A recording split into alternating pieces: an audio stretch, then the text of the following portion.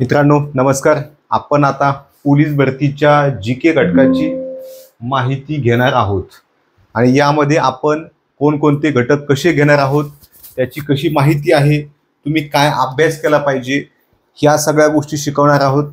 आज आपला घटक आहे राज्यशास्त्र. राज्यशास्त्रामध्ये कोणत्या विषयाचा कसा अभ्यास करायचा, कसं लक्षात ठेवायचं, कशा पद्धतीनं कमीत कमी वेळेत जास्तीत जास्त मार्क्स घ्यावे, तर कोणतं पुस्तक कसं वाचायचं, इथपर्यंत सगळ्या गोष्टी आपण सांगणार आहोत. लेक्चर शांततेने ऐकायचे. लेक्चर ऐकत असताना समोर तुमच्या नोटबुक पाहिजे किंवा पुस्तक पाहिजे किंवा दोन्हीही पाहिजे. दोन्ही असेल तर अतिउत्तम, जेणेकरून तुमच्या डोळ्यासमोर तुमचे कान आणि तुमचा हात पण चालू राहील, म्हणजे तुमची सगळीच बॉडी तिकडे लक्ष देईल. नाहीतर पेन हातात नसेल तर तुम्ही इकडे तिकडे बघाल आणि तुमचा मग डिस्टर्ब होईल, माइंडसेट डिस्टर्ब होईल. त्यासाठी तुम्ही काय करायचंय, हातात पेन ठेवायचं, नोटबुक पण ठेवायची. काही महत्त्वाचा मुद्दा वाटला तर नोट डाऊन करायचा आहे. जर एखादा प्रश्न तुम्हाला महत्त्वाचा वाटला तिथे तुम्ही ते लिहू शकता की बाबा हे काहीतरी महत्त्वाचं सांगत होते व्हिडिओमध्ये. आमचा अनुभव आहे, एमपीएससीचा आहे, त्यासोबत पोलीस भरतीच्या विद्यार्थ्यांना शिकवण्याचा, सांगण्याचा आहे. त्याचा फायदा घ्या, जेणेकरून तुम्हाला कमीत कमी वेळेत जास्तीत जास्त मार्क्स पडतील. कारण आता परीक्षा खूप दिवस राहिलेली नाही, एक एक दिवस आपल्यासाठी महत्त्वाचा आहे. आज आपण बघणार आहोत राज्यशास्त्र विषय. राज्यशास्त्र विषयामध्ये काय काय बघायचं आहे, काय काय महत्त्वाचं आहे, कसं अभ्यासायचं आहे, या सगळ्याच गोष्टी आपण बघणार आहोत. यामध्ये राज्यघटना. राज्यघटना म्हणजे काय, Indian constitution, constitution of India. आता ह्याच्यामध्ये काय काय आहे, आपल्या विषयामध्ये अभ्यासक्रम काय आहे बघायचा आहे. कोणत्या घटकावर किती प्रश्न येतात ते बघायचे. त्यानंतर कोणते घटक महत्त्वाचे आहेत, कोणत्या विषयाकडे जास्त लक्ष दिलं पाहिजे आणि बॅचमध्ये आपण कोणता विषय कसा घेणार आहोत, या सगळ्याच गोष्टी आहेत. जर तुम्हाला एखाद्या व्हिडिओमध्ये माहिती सगळी कळली नाही तर संपूर्ण व्हिडिओ पुन्हा बघत जा, लक्ष देऊन बघत जा. फक्त इकडे अर्धा ऐकतोय तिकडे अर्धा ऐकतोय असं व्हायला नको. जर तुम्हाला कळलं नाही तर अजून एकदा बघा, प्रश्न सोडून बघा. जरी एखादा विषय तुम्हाला कळला नाही तर प्रत्येक विषय आम्ही पुन्हा शिकवू शकतो. आपले सगळेच शिकवणारे हे पहिलेच एमपीएससीतून पूर्व मुख्य सगळे पास झालेले आहेत. त्यामुळं आम्हाला प्रत्येक विषय शिकवतात. असं काहीच नाही की मला जीकेच येतो, मला मराठी पण येतो, गणित पण येतं, चालू घडामोडी येतं, इंग्लिश पण येतं. तसंच बाकीचे पण आहेत, बांगर सर आहेत, बैसडे सर आहेत, यांनी सुद्धा, निमन सरांनी यांनी सुद्धा एक्झाम दिली आहेत. यांचं शिकवणं तुम्ही बघा आणि तुमच्या लक्षात येईल की बाबा हे तर जीके शिकत होते, आज अचानक गणितावर आले, उद्या अचानक मराठीवर आले. परंतु तुमचा घटक प्रत्येक महत्त्वाचा आहे आणि तो व्यवस्थित केला पाहिजे, याची जबाबदारी आमची आहे. त्यासाठी लक्ष द्यायचं, जेणेकरून आपल्याला येणाऱ्या पोलीस भरतीमध्ये हमखास यश येईल. बॅच बद्दल माहिती आहे. जर बॅच तुम्हाला आवडली तर तुमच्या मित्रांना नक्की सांगा, जेणेकरून सोबत ट्रेनिंगला जाता येईल.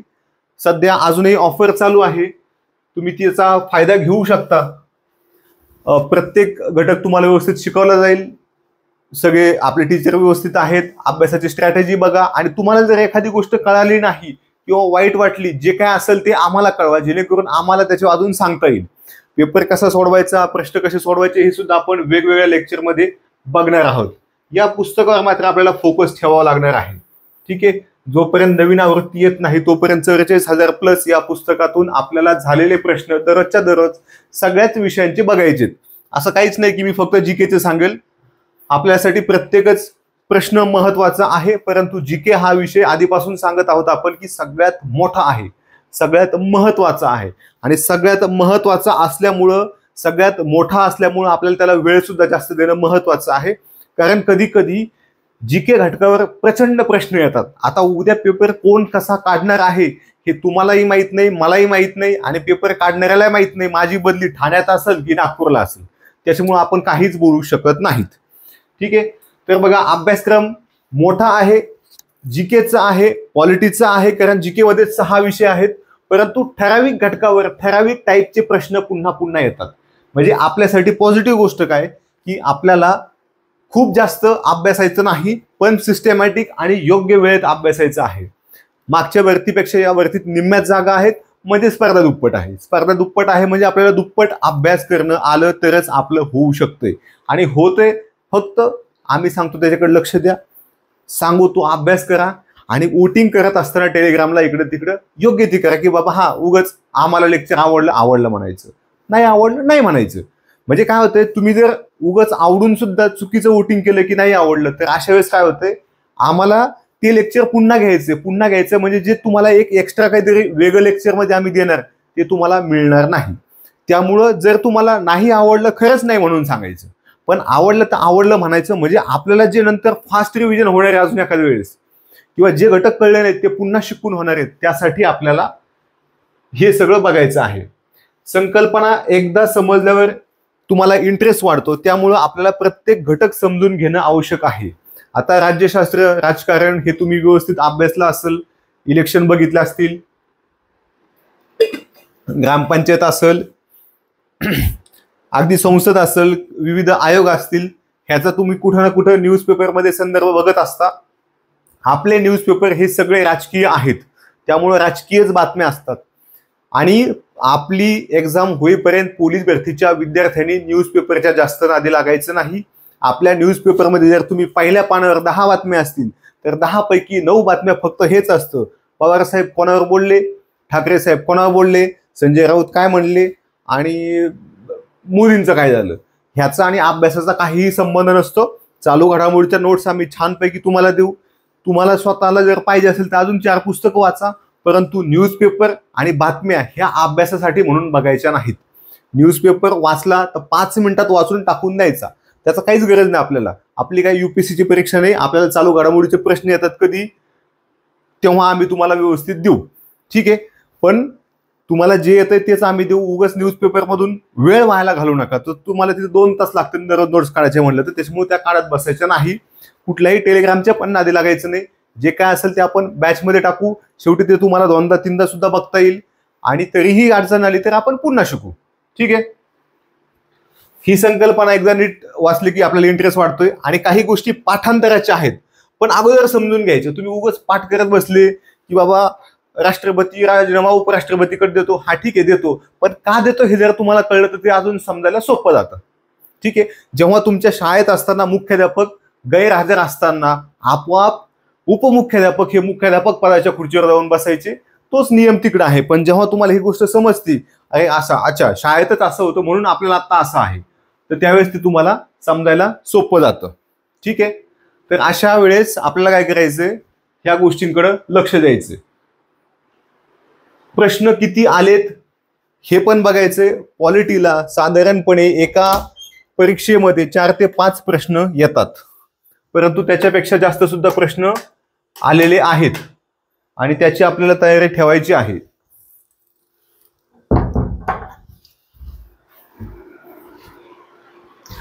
यावर्षी बघा निवडणुका या घटकावर प्रश्न जास्त येण्याची शक्यता आहे. त्याचं कारण असं आहे की आता लोकसभेच्या निवडणुका झाल्या आहेत. चालू घडामोडीमध्ये त्या गोष्टी येतात. चालू घडामोडीमध्ये जर तुम्ही पॉलिटी व्यवस्थित वाचले त्याचाही तुम्हाला फायदा होतो. त्याच्या पलीकडची गोष्ट काय होती की विधानसभा निवडणुकानंतरच आपली लेखी परीक्षा होणार आहे. त्यामुळे विधानसभा निवडणुकामध्ये जे काय गोष्टी घडतील त्या तात्पुरत्या चालू घडामोडीशी संबंधित असतील किंवा चालू घडामोडीच्या संदर्भानं मुख्य विषयाशी असतील. समजा म्हणजे असेल त्यावेळेस की अमुक अमुक हे मुख्यमंत्री बनले, मुख्यमंत्री पदाचे कलम सांगा. आता मुख्यमंत्री पदाचे कलम म्हणजे आता विधानसभा झाल्या त्याच्यामुळे तुमचा जास्त फोकस तिकडे केलेला असतो. तो चालू घडामोडी आणि राज्यशास्त्र असा दोन्ही घटकाचा प्रश्न असतो, ठीक आहे. आता बघा नवीन नियुक्ती आता वाढल्या आहेत का, कारण नवीन लोकसभा निवडणुका झाल्या आहेत, राज्यसभा झाल्या आहेत. विरोधी पक्ष 10 वर्ष नव्हता, आपल्याला विरोधी पक्ष आलाय. मग विरोधी पक्ष आपण जेव्हा डिटेल बघू तेव्हा काय लक्षात येईल की बाबा विरोधी पक्ष होण्यासाठी तुम्हाला लोकसभेच्या कमीत कमी 10% सदस्य हे तुमच्या एका पक्षाचे असले पाहिजे, युतीचे नाही.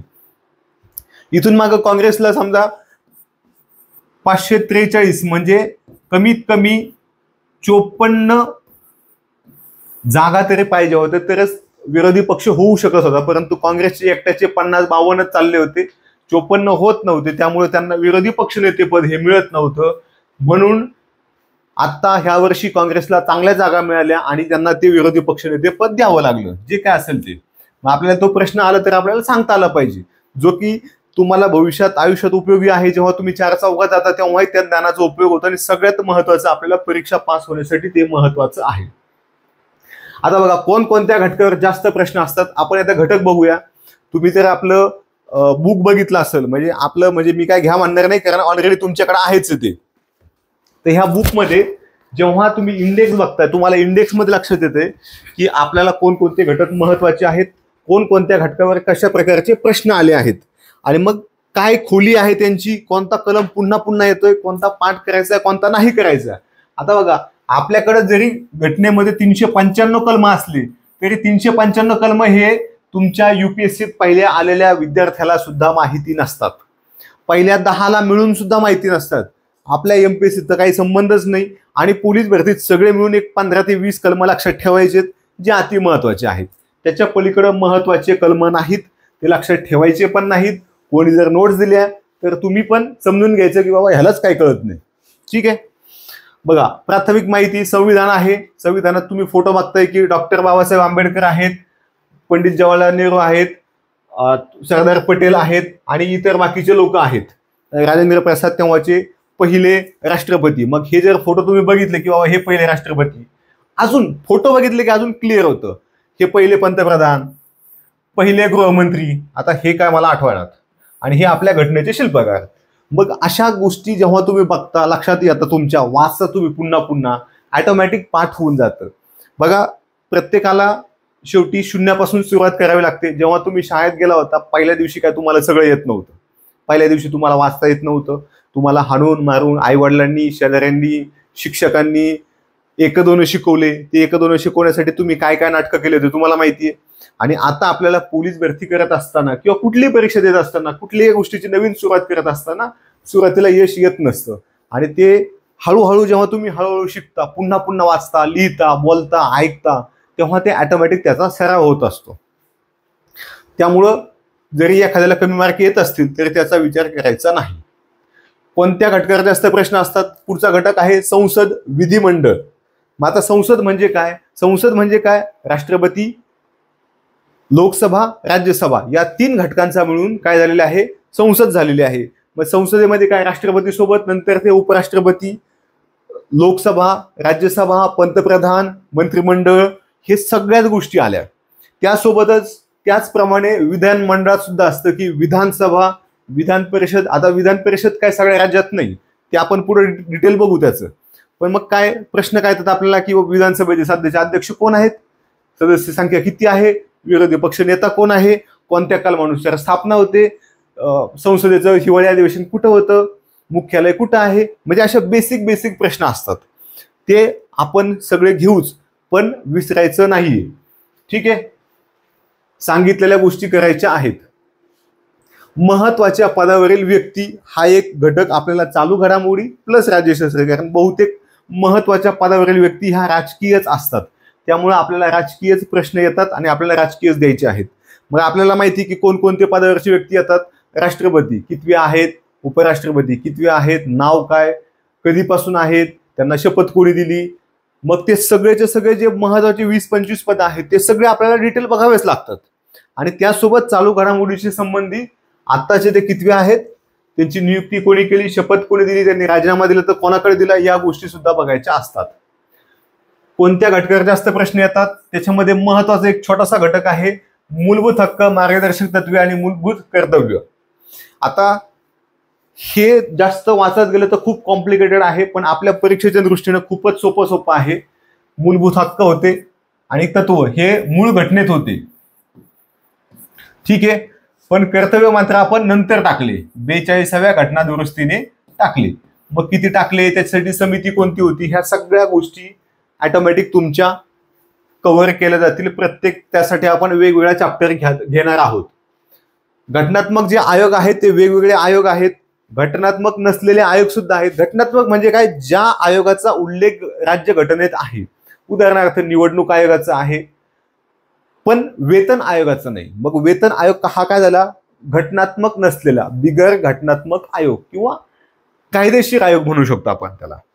परंतु तुमचा निवडणूक आयोग आहे हा काय आहे? घटनात्मक आयोग आहे. महिला आयोग आहे हा काय आहे? बिगर घटनात्मक आयोग. ठीक आहे.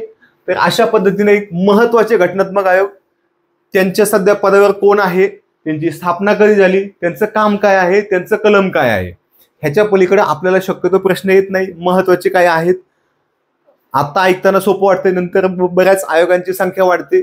त्यामुळं आपल्याला एक एक स्टेप शिकायची, एक एक स्टेप शिकून आपल्याला आपल्या लेवलपर्यंत पोहोचायचं आहे. हा, घटनात्मक आयोग झाले, त्यांचे पद, व्यक्ती, कामं ह्या गोष्टी झाल्या. राष्ट्रपतींच्या उपराष्ट्रपती, राज्यपाल पद सुद्धा महत्वाचं असतं. त्याची नियुक्ती राष्ट्रपती करतात, राज्यपालाची नियुक्ती. त्यांना शपथ कोण देतं तर न्यायालयाचे, उच्च न्यायालयाचे मुख्य न्यायाधीश देतात. मग ते त्याच गोष्टी आहेत सगळ्याच पदाबद्दल. आपल्याला प्रश्न काय काय येतात की बाबा यांचं कलम काय, कलम झालं, मग यांना शपथ कोण देतं. एक तक्ताच बनवून देऊ तुम्हाला, तुमच्याकडे असला पाहिजे, स्वतः बनवून बघा. कलम काय, शपथ कोण देतं यांना, यांची निवड कोण करतं, यांचा राजीनामा आणि यांची बडतर्फी. मग ते आमदार असेल, खासदार असेल, नाही तर राष्ट्रपती असेल, अगदी सरपंचापासून सुद्धा आपल्याला येत असतं. सध्या महत्वाचे जर मोठं पद असेल समजा राष्ट्रपती, तर ते आवश्यक आहे. पण तुम्हाला काय सरपंच, आमदार, खासदार यांच्या नावांची आवश्यकता नाही. ठीक आहे. राज्यपालासोबत मुख्यमंत्री पहिले, सध्याचे, पहिल्या महिला, या गोष्टी सुद्धा आपल्याला परीक्षेला येत असतात. न्यायालय बघा, न्यायालय महत्वाचे आहेत. न्यायालय आपल्याकडं एकस्तरीय न्यायालय आहे, म्हणजे एकच कायदा असतो. ठीक आहे, तोच कायदा सगळीकडे चालतो. सर्वोच्च न्यायालय असतं देश पातळीवर, उच्च न्यायालय असतं राज्य पातळीवर. कधी कधी 2 किंवा अधिक राज्यांसाठी किंवा 2 किंवा अधिक केंद्रशासित प्रदेश व राज्यांसाठी एकच उच्च न्यायालय असतं. अशी तरतूद आपल्या घटना दुरुस्ती 7वी मध्ये केलेली आहे. मग ह्या गोष्टी आपल्याला परीक्षेला येतात. ज्या महत्वाच्या आहेत त्या घेऊ, त्याचं बिलकुल टेन्शन घेऊ नका. प्रश्न सोडवताना तुमच्या लक्षात येईल की हा, यांनी प्रत्येक घटक घेतलेला आहे, आपल्याला कळलं आहे.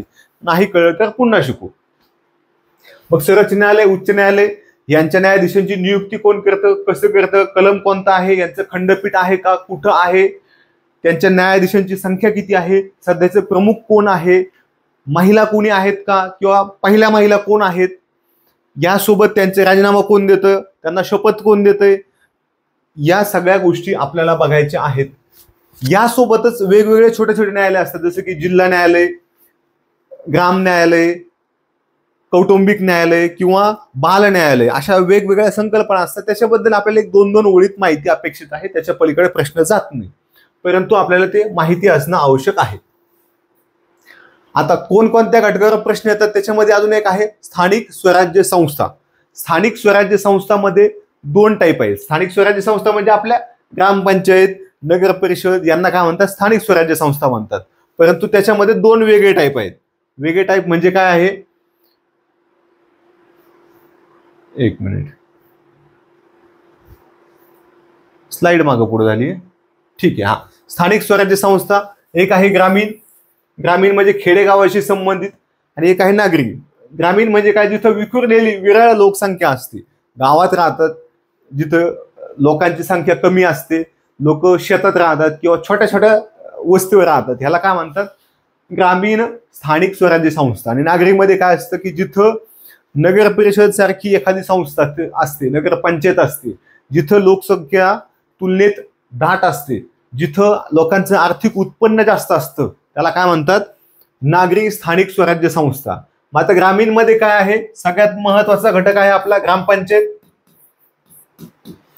पुढं आहे पंचायत समिती, पुढं आहे झेडपी. ठीक आहे. आता नागरीमध्ये काय आहे, नागरीमध्ये पूर्ण स्वतंत्र असतात. हे बघा, आता इथं काय होतंय, एक 50-100 ग्रामपंचायत मिळून, ठीक आहे, एक पंचायत समिती बनते. एक 50 ते 75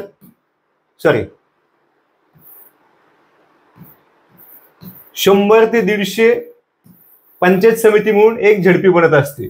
आणि एका जिल्ह्याला एकच झेडपी असते, एका तालुक्याला एकच पंचायत समिती असते, जास्त नसतात. परंतु एका तालुक्यात एखादी सेपरेट महानगरपालिका किंवा नगर पंचायत, नगर परिषद या असू शकतात. म्हणजे कधी कधी काय होतंय, समजा तुम्ही जेव्हा आता फॉर्म भरता तेव्हा तुमच्या लक्षात येतं की नवी मुंबईला फॉर्म भरलाय, तालुका येतो ठाणे, जिल्हा येतो ठाणे, आणि ज्यांनी ठाण्याला भरलाय त्यांचा पण होतो. म्हणजे काय आहे, ठाणे नावाचा एक जिल्हा आहे, त्याच्यात अनेक तालुके आहेत. मध्ये एक तालुका आहे, त्याचं नाव आहे ठाणे तालुका. आणि या ठाणे तालुक्यामध्ये 2 महानगरपालिका आहेत. कोणती आहे? एक नवी मुंबई आणि एक काय आहे? ठाणे. म्हणजे तालुक्यात सुद्धा 2 महानगरपालिका असू शकतात. तसं एका तालुक्यात मात्र एकच पंचायत समिती असणार. असं कधी होणार नाही की हवेली तालुका पंचायत समिती क्रमांक 1, क्रमांक 2 किंवा त्याच्यामध्ये 2 पंचायत समिती असतील, असं होत नाही. तसं ती नियमात नाही किंवा तसा आपला कायदाही बनवलेला नाही. ठीक आहे. इथं काय असतं? उत्पन्न जास्त असतं. मग ह्याच्यामध्ये कोणकोणते टाईप आहेत आपल्याला बघा. नगरपंचायत जी आधी ग्रामपंचायत होती, परंतु त्यांचं आता उत्पन्न वाढलंय, लोकांची संख्या वाढली, लोकांचे शेतीवरचं अवलंबित्व कमी झालेलं आहे, तिथं काय होतं? नगरपंचायतची स्थापना होती. त्याच्यानंतर असतात नगरपालिका किंवा नगर परिषद, एकच शब्द येतो. ओके, परिषद. आता नगर परिषद किंवा नगरपालिका काय असतात? छोट्या महानगरपालिका, ज्यांची लोकसंख्या 40,000 ते 3 लाख इतकी असते.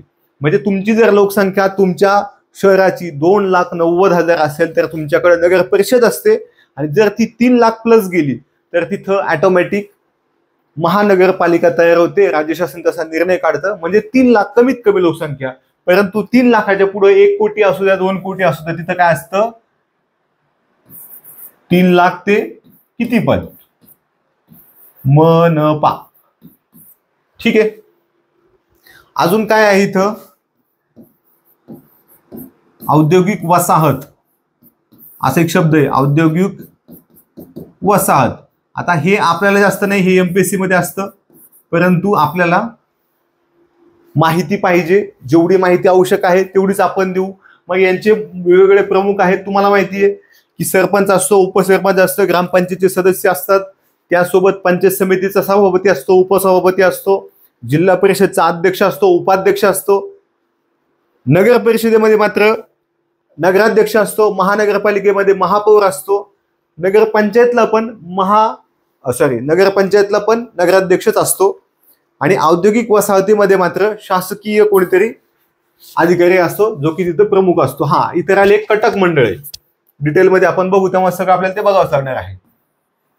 कटक मंडळे. आता कटक मंडळे म्हणजे काय असतं? इंग्रजांच्या काळात त्यांनी स्थानिक काही उठाव होऊ नये 1857च्या उठावासारखा, म्हणून ठिकठिकाणी सैन्य छावण्या उभ्या केल्या होत्या. सैन्य छावण्या म्हणजे काय? की बाबा महाराष्ट्रात उठाव होऊ शकतो, उठाव झाला तर तो आपल्याला वेळेत दडपायचा आहे, इकडचं सैन्य तिकडं मागवायचं नाही, किंवा आपलं सैन्य अनेक ठिकाणी असल्याचा आपला फायदा असतो आपल्या सुरक्षेचा.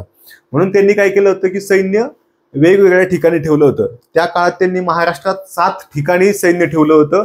आणि तिथं सैन्यांची संख्या खूप जास्त असायची. त्यांच्यासोबत त्यांची कुटुंब असायची, अधिकारी असायचे, तोफगोळे असायचे, मौल्यवान काही वस्तू असायच्या, किंवा मोठे मोठे अधिकारी असायचे. तर तिथं काय झालं? छावणीचं स्वरूप यायचं झालं. त्याला छावण्या म्हणायचे, कॅन्टोन्मेंट बोर्ड किंवा लष्करी छावणी म्हणायची त्याला. मग त्यांचा विकास होत गेला आणि त्यांना आता केंद्र शासनाच्या कायद्यानुसार काय दिलं आहे? स्थानिक स्वराज्य संस्थांमध्ये कटक मंडळाचा दर्जा दिलेला आहे. महाराष्ट्रात तसे 7 आहेत. त्यांचे नावं काय, त्यांची स्थापना कधी येत नाही आपल्याला, परंतु जिथं तुम्ही फॉर्म भरलाय तिथं सुद्धा तुम्हाला त्याची डिटेल माहिती असणं आवश्यक आहे. ठीक आहे. अशा पद्धतीनं घटनात्मक आयोग आहेत, त्याचे दरवर्षी प्रश्न येतात. मग घटनात्मक आयोग कोणकोणते आहेत? निवडणूक आयोग, वित्त आयोग आहे, ओबीसी आयोग आहे, SC ST आयोग आहे, UPSC आहे, वित्त आयोग आहे. ठीक आहे. हे सुद्धा आपल्याला परीक्षेला येत असतात. ह्या आयोगावर काय येतं की यांचं कलम सांगा, ह्या पदावर सध्या प्रमुखपदी कोण बसलेलं आहे हे सांगा, त्यांची नियुक्ती कोण करतं, त्यांचा राजीनामा कोण देतं, त्यांचं काम काय आहे, किंवा त्यांनी एखाद्या एवढ्यात महत्वाचं काम केलं असेल तर ते येतं. ठीक आहे. आता बघा, समजा वित्त आयोग, निवडणूक आयोग हे खूप महत्वाचे आहेत. सगळ्यात महत्वाचा आपला हा असतो निवडणूक आयोग. मग निवडणूक आयोग जास्त महत्वाचा आहे. सध्या आपल्याकडे निवडणुका चालू आहेत किंवा निवडणुकावर पुढचे वर्षभर प्रश्न येत असतात, तर आपण निवडणूक आयोग डिटेल घेणार. परंतु SC ST आयोग, ओबीसी आयोग हे मात्र तेवढेसे महत्वाचे नसतात, ह्याच्यावर तितकेसे प्रश्न येत नाहीत. म्हणून आपण काय सांगणार की बाबा ओबीसी आयोग ह्या कुठल्या घटनादुरुस्तीने तो टाकण्यात आला, कोणत्या समितीने तशी शिफारस केली होती, त्याचे सध्या प्रमुख कोण आहेत आणि त्याचं काम काय असतं, त्याचे सदस्य कोण असतात. समजा विशेषतः जर महाराष्ट्रातलं कोणी अध्यक्ष असेल तर ते, किंवा पहिल्यांदाच कोणीतरी महिला बसली तर ते सुद्धा. मग अशा वेळेस आपण हे आयोग डिटेल घेणार नाहीत, परंतु हे आयोग मात्र निवडणूक आयोग आपल्यासाठी खूपच महत्वाचा आहे. युपीएससीचं पण काय घेणं नाही. युपीएससीची स्थापना कोणत्या कायद्यानुसार झाली? त्याला 1935च्या कायद्यानुसार झाली. तर कोणी स्थापना केली, कोणत्या समितीने शिफारस केली, त्याचे सध्याचे प्रमुख कोण आहेत, ह्याच्या पलीकडे आपल्याला काही येत नाही. किंवा मग यांची बडतर्फी कोण करतं, यांना शपथ कोण देतं, एवढेच प्रश्न येतात. बेसिक ते प्रश्न आपण शिकवू तुम्हाला, पण त्याच्या पलीकडे जाण्याची आवश्यकता नाही. त्यासोबत जे बिगर घटनात्मक आयोग असतात ते सुद्धा आहे, जसं की महिला आयोग आहे, बाल हक्क आयोग आहे, अजून अल्पसंख्याक आयोग आहे, ज्याला की अजूनही घटनात्मक दर्जा नाही. या आयोगाचे सुद्धा प्रश्न येतात की यांचे सध्याचे प्रमुख कोण आहेत आणि यांचं काम काय असतं, यांची स्थापना कधी झाली. प्रत्येक त्या आयोगाचे 2-3 वाक्य जे महत्वाचे आहेत ते. आता तुम्ही जर बघितलं असेल तर अगदी अल्पसंख्याक आयोगाबद्दल एमपीएससी मध्ये कमीत कमी 2 पानं माहिती लागते, म्हणजे 50-60 ओळी तेवढी माहिती बेसिक लागते. तुम्ही जर तुमच्याजवळ कोणी राज्यसेवा मुख्य दिलेला व्यक्ती असेल तर त्याचे तुम्ही पुस्तक बघून घ्या. पण आम्हाला नॉलेज आहे म्हणून आम्ही तुम्हाला झाडत बसणार नाहीत आणि आम्ही हुशार असल्याचं तुमच्या समोर आव आणणार नाहीत. आमची हुशार आधीच एमपीएससीने बघितलेली आहे. मग आता प्रश्न असा आहे की तुम्हाला जेवढं आवश्यक आहे तेवढं तुम्हाला मिळेल. त्याच्या पलीकडे एक स्टेप देऊ, पण त्याच्या पलीकडे 10 स्टेप मिळणार नाही. जर तुम्हाला पाहिजेच असेल एखाद्याला नाही आम्हाला ओबीसी आयोग शिकवा, तर मी 4 पानं शिकवायला तयार आहे, परंतु त्यानं तुमचं स्वतःचं नुकसान होणार आहे. आणि ज्यांची इच्छा आहे त्यांना सेपरेट शिकवू आपण, बाकीच्यांचा लॉस व्हायला नको. ठीक आहे. हा, तर महिला आयोग, बाल हक्क आयोग याच्या सुद्धा आपल्याला माहिती बघायची आहे. हा, कलम होते बघा इथं. महत्वाच्या घटना दुरुस्त्या, महत्वाचे कलम, महत्वाचे भाग आणि महत्वाचे परिशिष्ट हे सगळे आपण पुन्हा इथं बघणार आहोत. आपल्याला काय काय येणार? महत्वाचे कलम किती आहेत आपल्याला? एक 20 ते 25 कलम आहेत, तेवढेच पाठ करायचे. ठीक आहे. भाग आहेत घटनेचे वेगवेगळे, त्या भागामधले फक्त एक 4 ते 5 भागच आपल्यासाठी महत्वाचे आहेत. परिशिष्ट आहेत, मग परिशिष्टामध्ये काय असतं? विषय सूची वगैरे गोष्टी असतात, भाषा येतात. तर इथं सुद्धा 4 ते 5 परिशिष्ट महत्वाचे आहेत. घटना दुरुस्ती आहे, घटना दुरुस्तीमध्ये सुद्धा आपल्याला एक 15च्या आसपास घटना दुरुस्त्या महत्वाच्या आहेत.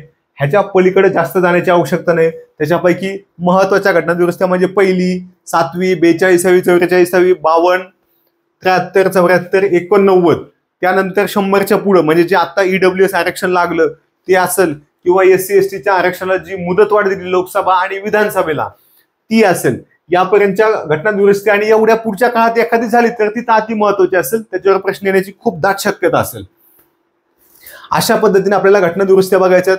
आता पहिली घटना दुरुस्ती जी होती ती आपल्या एखादा प्रदेश सामावून घेण्याबद्दल किंवा जे जुने आपले जमीनदार होते त्यांच्या हक्काबद्दल होती. मग 7वी काय होती की 2 राज्यामध्ये सामायिक राज्यपाल असेल किंवा उच्च न्यायालय असेल. 42वी काय होती, त्याला छोटी घटना दुरुस्ती म्हणतात. त्याच्यामध्ये काय झालं होतं की मूलभूत मूलभूत कर्तव्य हे ऍड झाले होते. ते कोणत्या समितीच्या शिफारशीने झाले? लोकसभेचा कालावधी वाढवला, तो कमी केल्यानंतर 44व्या घटना दुरुस्तीनं. मग 52वी काय आहे, त्याच्यामध्ये काय केलं होतं? पक्षांतर बंदी, मग स्थानिक स्वराज्य संस्था, हे पण स्थानिक स्वराज्य संस्था. आता इथं काय होते? 73वी घटना दुरुस्ती ही स्थानिक स्वराज्य संस्था, ग्रामीण म्हणजे ग्रामपंचायत, पंचायत समितीबद्दल आहे. आणि इथं काय आहे? ही नगर परिषद बद्दल आहे. ठीक आहे. तर इथं मात्र आपला जो जिल्हा आयोग असतो म्हणजे जिल्हा नियोजन समिती असते, ही मात्र कुठं गेली? आपल्या 74 मध्ये गेली. ती दोन्हीमध्ये कॉमन असते म्हणून. 89वी जी घटना दुरुस्ती होती त्यांना काय झालं? तुमच्यासारख्या अनेक लहान विद्यार्थ्यांना सुद्धा 18 वर्षापासूनच मतदानाचा हक्क मिळाला. म्हणजे सुरुवातीच्या काळात जेव्हा भारत स्वतंत्र झाला तेव्हा 21व्या वर्षीच 21 वर्ष वय झाल्यानंतरच तुम्ही मतदान करू शकत होते. नंतर मात्र ते 89व्या घटना दुरुस्तीने बदलून काय केलं? 18+ केलं. ठीक आहे. असे महत्वाचे आहेत ते आपण बघणार आहोत. स्थानिक स्वराज्य संस्था, पंचायत मध्ये आपण जे बघितले ग्रामपंचायत, पंचायत समिती, जिल्हा परिषद, त्यांचे प्रमुख कोण आहेत, त्यांच्या समित्या कोणत्या, त्यांच्या विषय समित्या कोणत्या, त्यांची निवड कशी होते, त्यांची निवडणूक कोण घेतं, कशी घेते, त्याला आरक्षण काय असतं, त्यांना पदावरून कसं काढतात, महिलांना काय सवलत आहेत, या गोष्टीवर पुन्हा पुन्हा प्रश्न येतात, कारण हा थोडासा आवडीचा टॉपिक असतो त्यांच्या, आणि तुम्हीही त्या वातावरणात वाढलेलं असतात. तुम्हाला उद्या सिलेक्शन नाही झालं एखाद्याचं, किंवा झालं तरी तुम्हाला कळलं पाहिजे, हो साहेब असं नाही, हा कलम तर असा होतोय, हे तर चुकीचं चाललंय. म्हणजे जे काय असेल तुम्ही नोकरीला गेल्यानंतर सुद्धा तुम्हाला सांगता आलं पाहिजे. आणि आपल्याला परीक्षेला येतं तेवढंच आपण सांगणार आहोत. पाष्कळ बडबड करायची काहीच गरज नाही, परंतु एकदा सिलेबस समजून घ्या की बाबा एवढं एवढं आहे, पंचायत समिती अशी आहे, त्याचं काम काय आहे, त्याचं प्रमुख कोण असतं, सचिव कोण असतं, त्यांच्या समित्या कोणत्या असतात आणि त्यांचे अधिकार काय असतात. ठीक आहे. नागरी स्थानिक स्वराज्य संस्था ही बघा मुंबई महानगरपालिकेची बिल्डिंग आहे. आपल्या महाराष्ट्रातली प्रश्न आपल्याला येतो बेसिक, महाराष्ट्रातील सर्वात पहिली महानगरपालिका कोणती, तर ही महानगरपालिका आहे. ही महानगरपालिकेची मुख्य इमारत आहे. बृहन्मुंबई महानगरपालिका म्हणतात. बृहन्मुंबई म्हणजे काय, मुंबई महानगर. सध्याचे जे मुंबई शहर आणि मुंबई उपनगर झाले यांना एकत्रितपणे बृहन्मुंबई असं म्हणतात. म्हणजे तुमच्यापैकी अनेक जण मुंबईला फॉर्म भरतात किंवा तुम्हाला मुंबईला जाणंच आहे, तुम्हाला काहीतरी कारणामुळे डीजीपी ऑफिसला आयुष्यात जावंच लागतं, तुम्हाला मुंबईचं दर्शन घ्यावंच लागतं आणि मुंबईशिवाय आपल्याला पर्यायच नसतो. मग मुंबई शहर, मुंबई जिल्हा, मुंबई उपनगर असे 2 जिल्हे आहेत त्याच्यामध्ये, आणि दोन्हींना एकत्रित मिळून बृहन्मुंबई शहर असं म्हणतात. त्याची एक मनपा आहे सेपरेट आणि एक पोलीस आयुक्तालय आहे. ठीक आहे. तर इतर किती मनपा आहेत, शेवटची मनपा कोणती, तुम्ही जिथं फॉर्म भरलाय त्या मनपाची स्थापना कधी झाली, त्यांची लोकसंख्या किती आहे, त्यांचे काही वैशिष्ट्य आहेत का, असे सुद्धा प्रश्न आपल्याला येत असतात. त्यासोबत कटक मंडळ ते आपण जे बघितले त्या सगळ्याच माहिती, की त्यांचे सदस्य कसे असतात, निवड कशी होते. त्यासोबत अजून एक महत्वाचं आहे की आता ज्या लोकसभा निवडणुका झाल्यात त्याच्यामुळे आपल्याला आता झालेल्या परीक्षेत प्रश्न आले, पण आता विधानसभा निवडणूक होणार आणि मग तुमची लेखी परीक्षा होणार. त्यामुळे आत्तापासून आपला एक मार्क वाढवायचा आहे. मार्क काय वाढवायचे की बाबा माहितीच आहे तुम्हाला की तुमच्या लेखी परीक्षेला कमीत कमी 2+ प्रश्न, कमीत कमी सरासरी. मग एखाद्याच्या पेपरमध्ये 0 येईल, पण एखाद्याच्या पेपरमध्ये डायरेक्ट 4 प्रश्न आलेले असतील. फक्त विधानसभा निवडणुका, लोकसभा निवडणुका या घटकावर बिग फाईट म्हणजे काय, सगळ्यात कमी वयाचा उमेदवार कोण होता. आता सध्या जे मंत्री आहेत मोठे मोठे, समजा एखादा महत्वाचा मंत्री, जसं मागच्या निवडणुकांमध्ये मोठ्या मोठ्या लोकांचे विजय पराजय असे झालेत, तर एखादा ह्याच्यापैकी विधानसभा निवडणुकीत पडलं तर कोणी पाडलं ह्याच्यावर सुद्धा प्रश्न येतो. त्या सगळ्या गोष्टी आपण तेव्हा क्लिअर करू. परंतु यांचे नाव, यांचे पक्ष, यांचे प्रमुख, पक्षांचे चिन्ह, पक्षाची स्थापना किंवा पक्षाचे किती सदस्य आहेत, कोणते मंत्रिपद कोणाकडे आहेत, किंवा XYZ व्यक्ती कोणत्या पक्षाचा आहे, ह्या सुद्धा गोष्टी आपल्याला माहिती पाहिजेत. फक्त 4च मुद्दे करून जमणार नाही, कारण हा घटक खूप महत्वाचा आहे. 2 मार्क मिळवण्यासाठी आपल्याला कमीत कमी 20-25 पानं वाचावे लागतात आणि तेवढे आपण वाचू शकतो. परंतु हे आपल्या हातातले, हे कमीत कमी वाचून जास्तीत जास्त मार्क पडू शकतात. ह्याच्यावर प्रश्न येणार, 100% येणार. पोलीस भरतीच नाही, बाकीच्या परीक्षेला सुद्धा येणार. यांचे लक्षात ठेवायचं आत्तापासून की महाराष्ट्रातले महत्वाचे पक्ष 4-5, देशातले 4-5 महत्वाचे पक्ष, त्यांची स्थापना, त्यांची चिन्ह, त्यांचे सध्याचे प्रमुख, त्यांच्याबद्दल अजून काही असेल समजा, म्हणजे एखादा डावा पक्ष आहे तर त्यांचं काहीतरी वेगळं असतं वैशिष्ट्य, किंवा यांचे माओवाद्यांशी संबंध असतात, ते तुम्ही टाकू शकताय.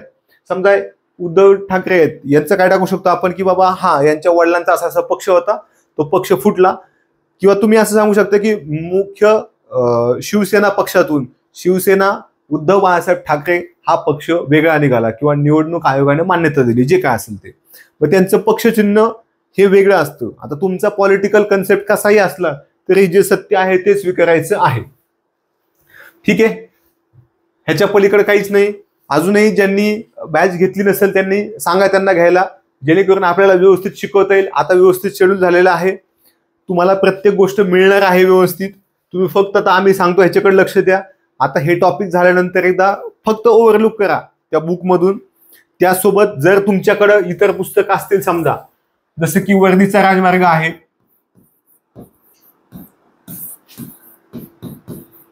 किंवा नोबेल आहे, किंवा तात्या आहे, किंवा सह्याद्रीचा ठोकळा आहे, ह्यापैकी जे सोपं वाटेल ते 4ही समोर ठेवा, त्याशिवाय तुम्हाला कळणार नाही. ह्यापैकी जे सोपं असेल ते कोणतंही पुस्तक तुम्ही हातात घ्या, त्याच्यामध्ये जे सोपं वाटतं तुम्हाला ते वाचून काढा. जर तुम्हाला घटक कळला नाही व्हिडिओ बघून वाचून सुद्धा आम्हाला विचारा, झालेले प्रश्न सोडवा त्या पुस्तकातून, जेणेकरून तुमचा तो घटक पक्का होईल. आणि आज शिकवलं, आज आता ठीक आहे, आज काय पूर्ण टॉपिक घेतलेलं नाही, पण जेव्हा उद्या एखादा टॉपिक पूर्ण होईल की बाबा हा विधानसभा घटक आज घेतलाय, अर्धा घेतलाय किंवा संपूर्ण घेतलाय, त्या घटकाखालचे प्रश्न हे तुम्हाला पुस्तकातून वाचणंच आहे. तुम्ही जर वाचलं नाही आणि फक्त अभ्यासच करत राहिले किंवा तुम्हाला काही कळतच नाही काय चाललंय, तर काहीही उपयोग होणार नाही. असेच दिवस निघून जातील. एक एक दिवस महत्वाचा आहे. तुम्हाला माहिती की जरी 4-5 महिने तुम्हाला वाटत असेल परीक्षा होणार नाही, तर तुम्हाला 4-5 महिन्याचं गणित पुन्हा एकदा समजून सांगतो. आता बघा, तुमच्याकडे जर आपण 5 महिने पकडलं, 30 सोपं गणित आहे बघा, 150. पण 150 मधले तुमचे दिवस व्हायला किती जाणार तुम्ही मोजून बघा. बघा आता आजारपण, 5 महिन्यात तुम्ही एकदा दोनदा तरी आजारी पडता. इंजुरी झाली, सर्दी, ताप, खोकला, आपण प्रत्येकाचे फक्त 5च दिवस पकडू. तुमच्याकडे सण आहेत, सण कोणते बघा, गणपती, दिवाळी, दसरा, संक्रांत. लग्न झालेले असतील तर त्यांचे सणाला तर विचारायचंच नाही, एवढे सगळे सण असतात. त्यासोबत तुमच्या सणाला फक्त आपण 8-10 दिवसच पकडू, कारण सण खूप मोठे. दिवाळीला प्रत्येकच जण 4-4 दिवस घालत असतं. तुमचे वाढदिवस, लग्न हे जरी तुम्ही टाळायचा प्रयत्न केला तरी तुम्हाला काही ठिकाणी तर जावंच लागणार आहे. टाळण्याचा प्रयत्न करा जास्तीत जास्त, तरी तुमचे 5 दिवस असेच जाणार आहे. आता तुमचा अर्ज भरणे, अर्ज कुठं भरू हे शोधणे, मैदानी चाचणीला जाणे, तिथून मागं येणं, अजून 2-2 ठिकाणी तुम्ही फॉर्म भरायला असतात तिथं पण जायचंय. तर अशा वेळेस तुम्ही त्या अर्ज किंवा त्या धावपळीमध्ये, मैदानी यांच्या धावपळीमध्ये कमीत कमी 10 दिवस सहज घालवता. तुम्ही हे गणित मोजून बघा कसं होतंय. त्यासोबत तुमचं मन लागत नाही किंवा आज काहीतरी असं आतून येतं की नाही मला आज वाचण्याची इच्छाच नाही, तर अशा वेळेस सुद्धा तुमचे दिवस वाया जातात. घरचे काहीतरी बोललेले असतात, घरचे आजारी पडतात, मावशी आजारी पडते, कोणाचा तरी डबा द्यायचा असतो, कोणाला काहीतरी मदत करायची असते, कुठेतरी कोणाची डेथ होते, कोणाला दवाखान्यात जायचं असतं, स्वतःचं असतं, दुसऱ्याचं असतं. ह्याच्यामध्ये सुद्धा तुमचे दिवस निघून जातात, 8-10 दिवस. आणि बोलता बोलता तुमचे 50 दिवसाचं कॅल्क्युलेशन इथंच झालं. तुमच्याकडं 150 मधून 50 दिवस गेले, 100च दिवस बाकी आहेत.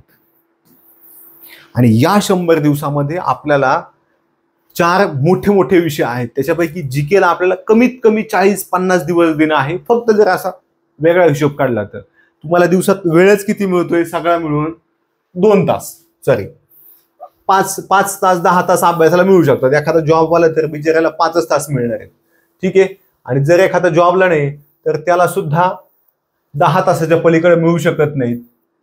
100 गुणिले मी म्हणतो 8च पकडा, फक्त 800 तास तुमच्या हातात आहेत. आणि या 800 तासामध्ये तुम्हाला लेक्चर करायचे, पेपर सोडवायचा, वाचायचे, नोट्स काढायचे, डिस्कशन करायचे, ह्या सगळ्या गोष्टी आहेत. फक्त 800 तास अभ्यास. आता तासावर गोष्टी आल्यात, त्याच्यातलं जर तुम्ही लेक्चरचा वेळ वजा केला तर तुमच्याकडे 500 सुद्धा राहत नाही. म्हणजे सगळं कॅल्क्युलेशन व्यवस्थित लक्षात ठेवा. आपल्याला एक एक दिवसाचं शेड्यूल बनवून एक एक दिवसाचा अभ्यासक्रम कंप्लीट करायचा आहे. आता पुन्हा एकदा सांगतो, जे बाकीचे शिक्षक शिकवतात आपले, मराठीचा विषय झाला, तुम्हाला समजतोय, काहीच प्रॉब्लेम नाही. तुम्ही नाही समजला अजून एकदा बघा, तरी नाही समजला तर मला सांगा, मी तो टॉपिक पूर्ण एकदा घेईल. ठीक आहे. परंतु उगच कोणीतरी फक्त 2 जण म्हणतायत नाही आम्हालाच नाही कळण, घ्या पुन्हा, ही तर काय आपली लावणी नाही, वन्स मोर म्हणले आणि पुन्हा घेतले. ठीक आहे. तर अशा पद्धतीने आपण घेणार आहोत. टॉपिक दिवसभरात जो होईल तो संपल्यानंतर तुम्ही त्याचे प्रश्न सोडवा. जर तुमचं लेक्चर एखाद्या दिवशी मिस झालं तर तुम्ही दुसऱ्या दिवशी ते लेक्चर बघून मागचा राहिलेला अभ्यास पुढे घ्या, कारण स्पर्धा वाढत आहे. तुम्हाला इन्स्पिरेशनल म्हणून सांगतो की आता तुम्ही बातम्या वाचल्या असतील की आता 8वा वेतन आयोग लागणार आहे. 8वा वेतन आयोग म्हणजे काय, शासकीय नोकरदारांना पगारवाढ द्यायची. मग किती टक्के द्यायची, 10 ते 15% देऊन टाकतात ती. आता जर समजा तुम्ही जनरल बघितलं तर पोलिसांना एक 42-44 हजार महिना पडतो. ग्रॉस पेमेंट सांगतो मी, ग्रॉस आणि नेट तुम्हाला ते नंतर कळेल. म्हणजे हातात भले येत नसतील, हातात 35च येत असतील. ठीक आहे. आणि पेमेंट हे शहरी भागात जास्त असतं, ग्रामीणला कमी असतं. ठीक आहे, तेवढा फरक पडून जातोय. तर त्या गोष्टी लक्षात घ्या की आपल्याला 10% वेतन वाढ झाली तर तुमचा पगार हा 50-52च्या पुढे जातोय. आणि एवढ्या पगारासाठी तुम्ही जास्तीत जास्त अभ्यास केला पाहिजे. आणि त्या अभ्यासासाठी काय केलं पाहिजे? योग्य नियोजन, लेक्चर OMR शीटवर सोडवणे, OMR शीट झालं की पुन्हा वाचणे, पुन्हा सोडवणे, काय अडचण असेल तर विचारणे, पुन्हा लेक्चर बघणे. ह्याच्याशिवाय पर्याय नाही. हीच पद्धत सगळ्याच विषयांना वापरा. गणित असेल, बुद्धिमत्ता असेल, थोडंसं चालू घडामोडी बाजूला ठेवा. सध्या चालू घडामोडी आपण सगळ्या घेऊ किंवा योग्य असेल तेव्हा योग्य लेक्चरमध्ये घेऊन टाकू. परंतु न्यूजपेपरमधून अजिबात नोट्स काढायचे नाहीत. मित्रांसोबत कमी गप्पा हाणायच्या, डिस्कशन थोडं कमी ठेवा, काय अडचण नाही. एकदमच तुम्हाला वाटलं की हा मी 2 तास डिस्कशन केलं पण मला खरोखर फायदा झाला, तर तुम्ही बिंदास केलं पाहिजे. पण मला वाटतं डिस्कशन करत असताना ज्या गोष्टी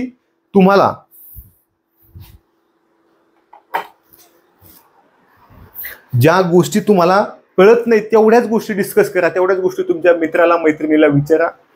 मित्रमैत्रिणी असाल, तुम्ही जर गर्लफ्रेंड बॉयफ्रेंड असाल तरी काही प्रॉब्लेम नाही. पण बाबांनो, थोडंसं लक्ष द्या. एकदा दिवस निघून गेले की हे दिवस पुन्हा येत नाहीत. जर तुम्ही जॉब करत असाल तर जॉबमध्ये जो वेळ मिळतो त्याच्यामध्ये लेक्चर ऐकणं शक्य असेल तर ऐका. जास्तीत जास्त वेळ बाजूला काढा. कुठं बसमधून चाललात तर प्रश्न सोडवा.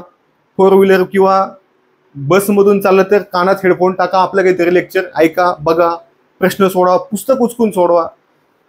अगदी जेवता सुद्धा व्हिडिओ समोर ठेवा, जेणेकरून तुमचा वेळ वाचेल. वेळ वाचणं, वेळाची चोरी करायची आपल्याला. स्वतःच्याच वेळेची स्वतःसाठी चोरी करायची आहे. कारण त्या चोरीचा, त्या बचतीचा तुम्हाला भविष्यात फायदा होणार आहे. त्यासाठी आपल्याला जास्तीत जास्त अभ्यास करायचा आहे. OMR शीट जे विद्यार्थी जुने आहेत, जुने म्हणजे ज्यांनी आता अभ्यासाला लागून वर्ष होत आले आहे किंवा झाले, त्यांनी अशा प्रकारचं OMR शीटचं कुठूनही आणा. काय होतंय, ह्याच्यामध्ये पॅक राहते. म्हणजे तुम्ही आणता, एक काढलं, टाकून दिलं, त्यापेक्षा इथं पॅक राहते की तुम्ही पहिल्या दिवशी जेव्हा लेक्चर चालू झाले सप्टेंबरमध्ये, तेव्हा तुम्हाला एवढेच मार्क पडायचे. आता मात्र एवढे मार्क पडतात. ते सुद्धा तुम्ही इंडेक्समध्ये असं नोट डाऊन करू शकता की कशा पद्धतीनं आहे. आणि जर तुम्हाला स्वस्तात मिळत असेल तर त्याला एखादी फाईल बनवा, जेणेकरून तुम्हाला कळेल की तुम्हाला किती पडते.